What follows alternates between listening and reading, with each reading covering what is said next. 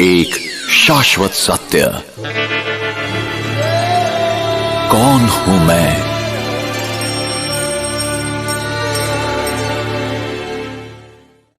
आज मानव विकास के जिस मुकाम पर आ पहुंचा है, वहां उसके लिए अब कुछ भी असंभव नहीं रहा। क्या हम विकास की इस दौड़ में स्वयं को तो नहीं भूल गए हैं? अब प्रश्न है, क्या शरीर मस्तिष्क के साथ अपने आप में संपूर्ण है? शरीर के विभिन्न अंगों को कौन चलाता है? मस्तिष्क को समय अनुसार सही संकेत देने वाला कौन है? संकल्प कहां से उत्पन्न होते हैं? देह के साथ उनके अंत व्यवहार कैसे होते हैं? क्या विचारों का मूल स्रोत मस्तिष्क है या मस्तिष्क का भी संचालन करने वाला कोई और है?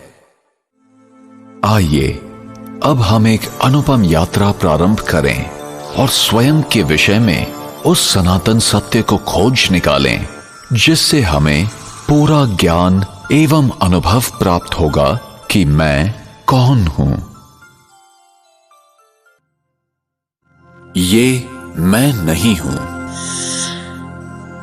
मैं ये हूं। मैं एक आत्मा हूं, एक अति सूक्ष्म, अविभाज्य और अविनाशी चेतन दिव्य प्रकाश बिंदु रूप हूं।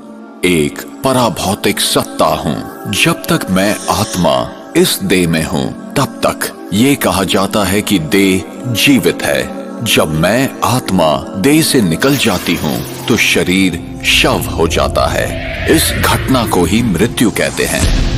किंतु फिर भी आत्मा तो अजर, अमर, अविनाशी है।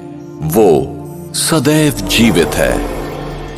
मैं आत्मा मस्तिष्क के बीच में भ्रिकुटी के मध्य में स्थित हूं, यहीं पर विराजमान हूं। मैं आत्मा शरीर की सभी इंद्रियों का मस्तिष्क द्वारा संचालन करती हूं। भ्रूण जब तीसरे से 5वें माह का होता है, तभी उसमें जीवन शक्ति आती है। ये जीवन शक्ति ही आत्मा है।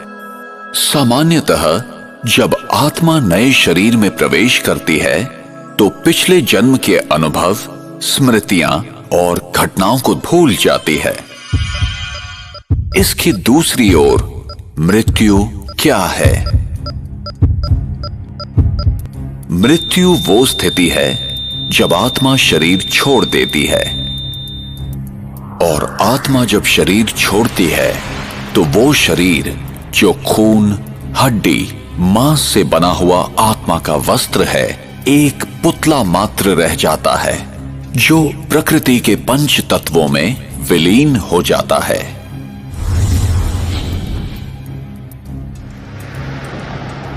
एक कार और एक ड्राइवर का उदाहरण आत्मा और शरीर के मूल अंतर को समझने के लिए उपयोगी है। अगर आप अपने शरीर को एक कार मान लें, तो आप आत्मा इसका ड्राइवर हैं। जैसे ड्राइवर गाड़ी को नियंत्रित करता है, घुमाता है या रोकता है, वैसे ही आत्मा शरीर की विभिन्न गतिविधियां करती है। अब प्रश्न ये है कि मैं अपने आप को आत्मा कैसे महसूस करूं? जरा सोचें कि एक बड़ा सा नकली मानवीय शरीर अपने सभी अंगों के साथ है। अगर आप आंखों की खिड़की के पास इस शरीर में एक कुर्सी पर बैठे हुए हैं, तो फिर आपको क्या अनुभव होगा? जब आप आंखों की खिड़की के भीतर से झांक रहे हैं, तो क्या आप अपने आप को इन आंखों की खिड़कियों से अलग महसूस नहीं करेंगे? आत्मा भी ऐसे ही महसूस कर सकती है कि आत्मा और शरीर अलग हैं। जब मेरा प्रत्येक कार्य और व्यवहार आत्मिक स्थिति में होता है, तब मैं अपनी वास्तविक स्वरूप के अति समीप होती हूं। यही आत्मिक स्थिति है। इसलिए अपने आप को आत्मा समझें। अपने जीवन को आध्यात्मिक दृष्टिकोण से जिएं और सबके प्रति सकारात्मक वृत्ति रखें, जिससे हमारा जीवन और हमारा समाज शांति, पवित्रता, खुशी और प्यार के प्रकाश से जगमगा उठे।